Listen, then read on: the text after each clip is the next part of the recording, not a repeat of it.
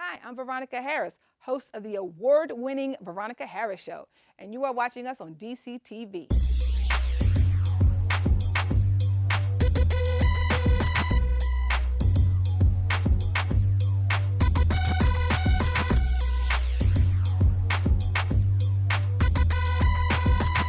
And we have Mr. Stuart C. Stevens with us today, a native Washingtonian, and his daughter, Lynetta Stevens, correct? Yeah. Yes. All right. You have a very unique set of skills, as they would say. And your skills have to deal with washing and polishing windows as well as cleaning, Polish chandelier. polishing chandeliers. Very good. So you came into that trade an interesting way. So you want to tell us how you came to be, develop those skills? Yes. Well, when I first got out, I was a military police when I was in the service, and I was well equipped to be a police when I got out, and I always wanted to be a police. But when I got back to Washington D.C., I went to the police station and tried to get a job as a police, but they weren't hiring blacks. So that really broke my heart because that's what I wanted to be. So I was out of a job until till I could find one, Right. and it was hard to find. But my brothers, two of my brothers, were window washers, and they was trying to start a window washing business. And they taking me with them and showed me how to wash windows so I could work with them. So you learned your trade from your unique set of skills from your brother. From my two brothers, yes, Okay. ma'am. All right. Yes. And then, so after you learned your skills, had been working in that area for a while, then what happened, as they say? Well, we started cleaning windows with subcontracting them from the contractors. And we had different buildings that we was cleaning windows in. But one of them was the new EOB, the new executive office building. Right. And I was cleaning the entranceway, and what was a 30-foot entranceway, a lot of glass. And the gentleman by the name of Mr. Rochford came out of the building. He stood behind me watching me clean that entranceway. And when I finished, I got down, and he asked me, he said, sir, he said, you ever been in the military? And I said, yes, sir. He said, have you ever been in trouble? I said, no, sir. He said, well, I want you to come to my office. I'm going to give you a stack of papers to take home and have them filled out every block, bring them back. The Secret Service will have to do a clearance on you so you can go to the White House. He said, but we have a gentleman over there now that's supposed to be doing them, but he's not going to do them because he's afraid of heights. So they had a gentleman there that was already cleaning the windows. Yes. But he wasn't doing a good job because he's afraid of height. So the windows up top were dirty. They were dirty. He wasn't doing the outside of none of them. When people come to clean out, he's like, I don't do windows. Yes, yeah. But Well, that's he clearly true. didn't do the windows. All He right. did not do them. Okay. So Mr. Rochford gave me a temporary pass so I could go over to the White House and help him and show him how to clean the windows. So when I got over there, he decided that he wasn't going to have nothing to do with it. He said, Mr. Stevens, he said, you take all of the equipment. He said, because I'm leaving. He said, because you got to be crazy to be hanging out of those windows. So he left. So he left you He by left, yourself. left me by myself. Okay. Yeah, so I started cleaning all of the windows on the ground floor because I didn't have a clearance to go up on the second and third floor where the first family were. Okay. So anyway, I cleaned. I was a fast worker because I had been working for contractors. And when you work for contractors, you have to make their money, and then you have to make your money. Okay. That's how that works. See? Okay. Yeah, if you don't make enough money for them, then you don't get paid. Okay, I see. So you was definitely speedy Yeah, on it. we were working. Yes, Okay. that's true. And anyway, I carried the papers home and had them filled out. My mother helped me, and we got it all squared away because I had a stack of papers. And I carried them back to him the next day, and that's when he carried me over to the White House with the temporary pass. So let me just put in. So you have the job, you got your pass. They see how fast you are. They like your work. Yes, sir. And Yes, ma'am. how is it that you became the person who polished the chandeliers? Yes, ma'am. Well, what happened was, by me working so fast, I didn't have enough windows to keep me busy. Okay. Not enough? Not enough. Because How's that big? well, I couldn't get up on the second Oh, floor and that's the right, third floor because, right. see, I wasn't cleared to go up there. Okay. And I went upstairs to the Mr. Rex Scouten, which was the chief usher. Okay. And knocked on his door, and he said, "Come in." I went in, and he said, "Steve, how can I help you?" And I said, "Mr. Skelton. Mr. Scouten, Scouten. I say, I don't have enough work to keep me busy." And he looked at me as if to say, "What's the matter with you? You know, why aren't you running around like the rest of the guys?" So he said, "What you got in mind, Stevens?" I said, "I see a lot of dirty chandeliers." Wait, gotta stop you right there. Right. The White House, the People's House, the thing that everybody talks about or seems to reference when we talk about Washington, D.C., the nation's capital, had dirty chandeliers? Yes. What? Yes, and plenty of them. And you said there were also some critters living up there? Yes, spider webs, spiders. And when the tours come in, all of the dust and dirt and stuff, and where all of the tours come in will go up and settle on the chandeliers. Ooh, okay. That's why they were so dirty. All right. So he told me, he said, "Steve," said, "I'm going to give you a crack at them." He said, "But don't break none." He said, "If you break one," he said, "you out of here." Okay. So I said, "Well, no, sir, Mr. Scott." And I said, "I'm not going to break none." Okay. So he said, "What do you need from me?" I said, "I need the painters to come up and put me up a scaffold." Mm-hmm. They put me up a scaffold to reach all the way up in the ceiling. Right. So I went and got my solution fixed up. Now, so what's the solution? What solution do you need to clean chandeliers? To clean the chandeliers, I used 100% clear ammonia, no sudsy ammonia. Okay. Didn't want to put no soap or nothing on chandeliers. Nothing but clear ammonia. I only used a cap full to a half a bucket of water. Now, what's the temperature of the water have to be? Well, the water was just hot. You know, Okay. it wasn't hot enough to burn you, Right. but I wanted it hot so once I take the chandeliers out of the bucket, some of them pieces would dry by being in hot water, then I could really polish them with my chamois, what I was using. Okay. Okay, so really, I started doing them fast, and that one, it was beautiful when I finished. Shine like a diamond, didn't Yes, it? ma'am, it was. It really was a diamond. Picked up the color on the carpet and Picked everything. up colors all over. Wow. Flag, the carpet, and everything. Well, Mr. Scouten comes out and he looks at the chandelier and he says, "Steve, you really have done a job on that." And I said, "Thank you, Mr. Scouten." He said, "I think we're going to keep you on chandeliers." Okay. And he said, "But just think about it now. What you asked for," he said, "you just might get it." But I didn't realize what he was talking about then. But later, it was chandeliers all over the place. Well, I don't know. I guess that's a trivia question, but how many chandeliers are in the White House? I'm going to be honest with you. I never counted them. Reason being, I started one and I would go around to the other one, all the way around.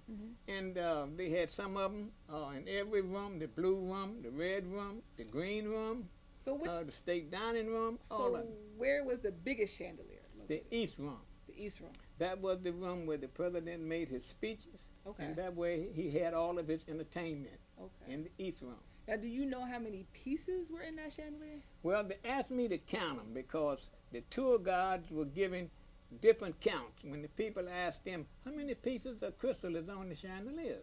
And they would say, one tour guide said, "Well, 25,000. Some would say 5,000. Some would say 3,000. So the ushers got tired of people giving them different figures. So he told me, he said, "Steve, would you mind counting them while you up there?" Okay. And how many? Yes. Well, my count was, first one was 7,007 pieces of bohemian cut glass. Wow. Yes. But when I counted them and gave them the count. That was only, they got a north one and one in the middle. Then they got a south one. They got 3 big ones. Okay. Well, when I finished, I had to work 18 hours on each one. Wow. Yes. So I would do half on the scaffold. Then I would get down and move the scaffold around on the other side and do the other half. And when I got to the center one and I started counting, I came up with a different count. Okay. And then I went on and cleaned the third one. And so I gave them the number of the count. And the center one was about 20 or 30 pieces short than the other one. So the 3 chandeliers, they were all the same style of chandelier. Same style. But they didn't have the same number of crystals. Reason being that when they had President Kennedy's Funeral? Yes, had his funeral and Laid had in it state. laid in state under the particular chandelier. Well, when the press came and put cameras up in the chandelier, they taken down some of the pieces. And they forgot to put them back. Forgot to put them back. Okay. Yes, and nobody, and nobody knew where they was at. I mean, this is the White House. How do you not know where the pieces are? Yes. But you know what? We're going to stop right here because you have served, you've been doing this job for a long time. You've Yes, served ma'am. under 7 U.S. presidents. Yes, ma'am. All right, so we're going to talk about that, and we're going to learn a little bit more about what it takes to be an expert chandelier polisher. But they called you what? You were given the title of Custodial Specialist. and you were the first. I was the first. Okay, then. So we'll be right back. Thank you.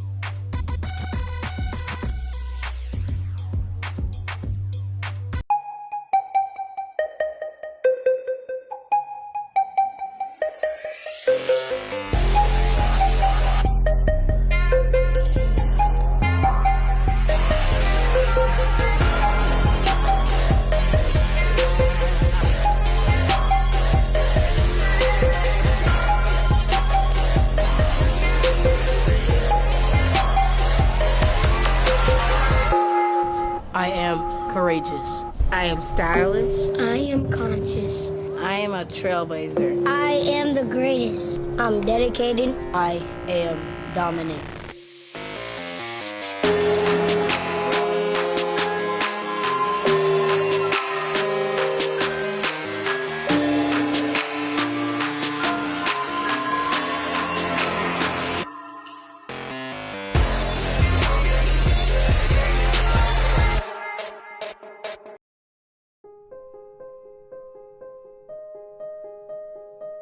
Dear me, you're older and wiser, but I want to remind you that I'm making smart choices right now. With the help of caring people who intervened early on, I'm avoiding some really dangerous pitfalls. So, I'm able to make healthy decisions when I'm offered pot and pills. The support I'm getting now is the big reason you're living a long and healthy life.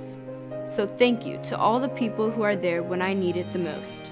Sign, your younger self. Get involved at National Prevention Week by sharing your own letter to your future self and inspire others to take action today for a healthier tomorrow.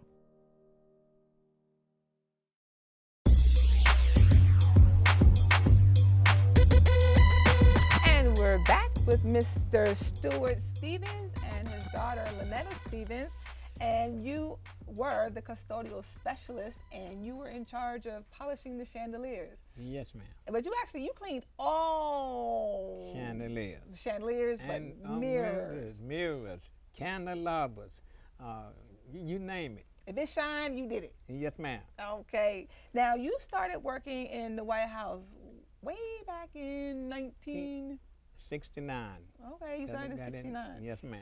And you worked under 7 presidents, Yes, ma'am. beginning with Nixon. Beginning with Nixon. Now, that's a pretty long legacy. Yes, ma'am. And you have now taken that legacy and put it to print. And actually, there is a book that was written by your daughter, Yes. Miss Lynetta Stevens, that is called The White House Chandeliers. Right.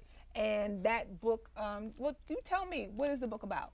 Miss Stevens, why don't you tell me what is the book about? The book is about the legacy of Stuart C. Stevens, how he got started, how he was a native Washingtonian, talks a little bit about his wife and behind the scenes, even before the White House. Now, you mentioned your wife. However, she was instrumental in allowing you to have this legacy. Yes. How so? How so? She was the backbone. She kept the home fires burning while Mr. Stevens was helping to build a home at the White House. She was there, the excellent mother, to keep us all intact. And then she was ready for him at the end of the day when he got home, and just was ready. Phenomenal relationship. And 55 years, I mean. 55 years. Wow. yes. And when 55 years. and when I would come home at night sometime with state dinners, I worked till 12 o'clock, 1 o'clock, or 2 o'clock in the morning sometime. They pay you overtime? Yes, yes, they Okay. paid overtime. Yes, they All right. did. And I had some children, so I needed the overtime. I Okay. was glad to get it. Uh-huh. But the good part about it is that whenever I got home, my wife was up waiting for me. Oh. And she had a cup of tea and a fruit bun because she would know I like to have a cup of tea and a bun.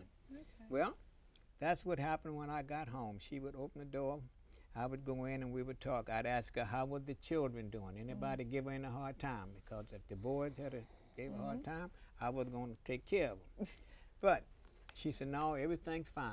I said, that's good. So I drank the tea and ate the bun. And I said, honey, I'm going to go in and take me a fast shower and go to bed because I got to go right back to work. Got to go back and do it all over again. She said, okay. So I went in, taking the fast shower, and laid down across the bed. She came in, had a nice gown and stuff on. Well, we don't come over to talk about that. It's a family show. This is a family show. Yeah. Back when we had the 200th anniversary of the White House, you received this amazing picture. Yes, ma'am. And who gave it to you, actually? Which president? President, the first George Bush. Okay. Yes, ma'am. It was under George Bush administration. And he gave it to me.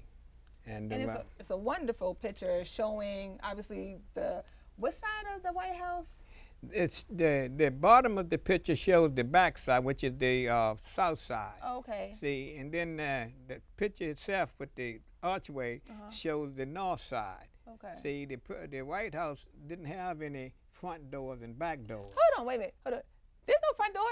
Like, you can't, I mean, I know you just can't go up to the White House, but there's no, not turn the key and get, no.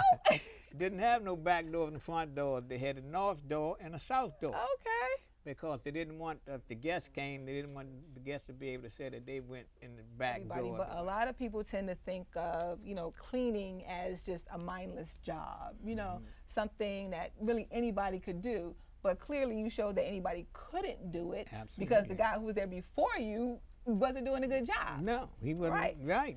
And so, but you, with your skills that you learned with your brother, and the fact that you weren't afraid of heights. No. Allowed you to get this job, and not only get it, but you excelled in this job. Yes. Now, what is it about cleaning windows? Because a lot of people think, okay, I get my stuff, I'm wiping the windows, but you said you can't be too close to the window. What is it about cleaning a window? Well, what happens is when you get on the outside of the window, you make sure that your belt hooks are hooked. But that's only when you're up high. Up high. Okay. Yes. And you can't stand too close because if you do, you can't wash the window. Right. So you have to lean back on the belt. And it makes you feel like you're just in thin air. You feel like nothing is holding you. Okay. And that's what the scary part come in. And that's why our average window washer, when he leans back, even if he's on a scaffold, he don't look down. Did you ever look down? I didn't ever look down. Okay. No, ma'am. No, ma'am. But go ahead. No, you go ahead. You tell me. No, well, that's what helped me a lot, just leaning back. But I can't leave out God because I was praying all the time. Oh, that's praying right. all the time. Yes. Yes. So, all right, let me get back to, okay, so I'm a PE teacher. So I'm about physical education, physical fitness, and to do all the windows that you did, because you didn't have any assistants or any helpers. It was just you, by yourself. By myself. Now, mind you, when you left, they had to hire 3 people. Hired 3 people. But you did the work by yourself. By myself. So you had to be in pretty good shape to clean those windows, right? Well, yes, ma'am. I hadn't been too long out of the service, and then I had worked with my brothers, and kept my weight down and everything. I was pretty active because I come up in a large family, where you actually played games and stuff. Yes. You actually did stuff. Yes. Okay, not like the youth of today. Yes. But just going up and down and carrying your tools and stuff, you really had to be in good physical condition, would you say? Yes, ma'am. Yes. For the simple reason why, when you go up on the scaffold, I would have to carry the bucket in one hand with the handle on the bucket. Right. I would carry that in one hand, and I would pull myself up on the scaffold with my left hand. Tremendous upper body strength. Yes. Yes. So I bet you could do like a lot of push-ups. No, not now. Not today, no. So, all right, so you said that, well, not you said, but we've learned that you worked under 7 U.S. presidents, and you didn't get a chance to work when Obama came into office. No, ma'am. Okay. Reason being was when I put my papers in, I thought that First Lady Hillary Clinton was going to be the president.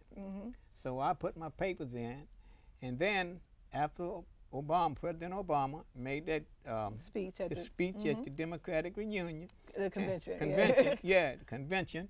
And everybody liked him so. Uh-huh. And then that's when he got the idea that he was going to run for president. Well, I'm sure if you had been there when he was there, Michelle would have made sure that those chandeliers, but you would have had it covered already. Yeah. She wouldn't have had to worry about the chandeliers. But, you know, it's just amazing that, you know, the house, you just think that, of course, the chandeliers are going to be spotless. Like everything in there should be spotless. They always talk about the china. Yes. You know, how it's all polished and how they, you know, spend time picking it out. But But they didn't care about the chandeliers. But see, what it is with the china, they have a china room. Right. And they have the china inside cabinets. Right. Which you clean the windows. I cleaned the door. They had to clean the glass in front of the china itself.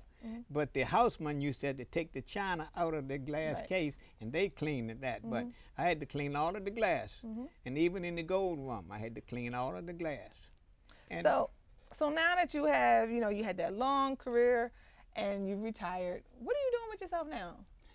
well, when I first retired, I was worried about spending a lot of time with my wife because she was an excellent homemaker.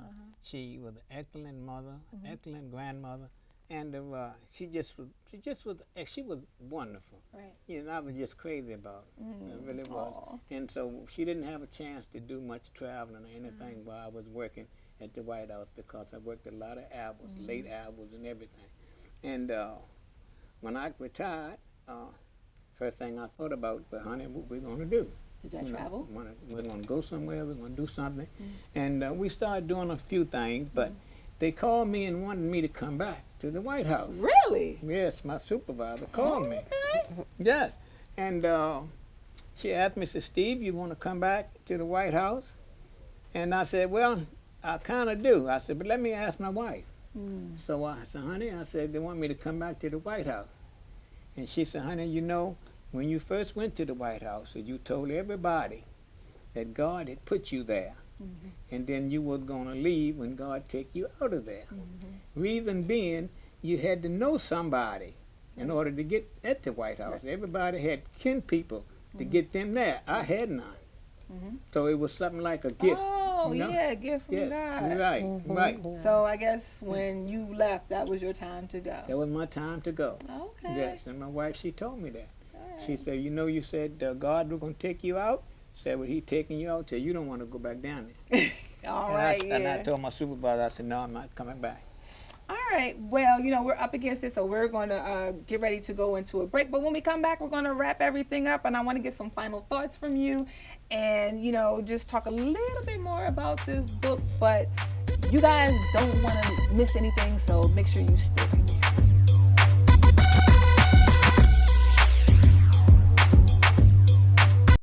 Hey, Mom and Dad, there's a way to let your kids have fun. And learn a skill that could save their life. Swim lessons, woo! That's how we got started. That's right. My parents wanted me to feel safer around the water. These big kids know. Swimming is fun. But safety, that's serious. Studies show that formal swim lessons reduce the risk of childhood drowning by 88%. And it's so easy to enroll. We have nearly 1,000 local partners and communities like yours who can't wait to help. Join us today. Go to USASwimmingFoundation.org and click on the Find Swim Lessons link. It can open up amazing possibilities. I learned how to swim. Well done. Well done. The USA Swimming Foundation, saving lives and building champions. We all want our kids to grow up safe and healthy, so we show them how, and we tell them with honest conversations that let them know what we expect. That's especially important when it comes to alcohol and other drugs. Kids need to know the dangers and how to avoid them. And when it comes to pain medications, opioids, they need to know that they should never be taken without a prescription and never shared with friends or family. It's dangerous and illegal. So talk with your kids, because when you talk, they hear you.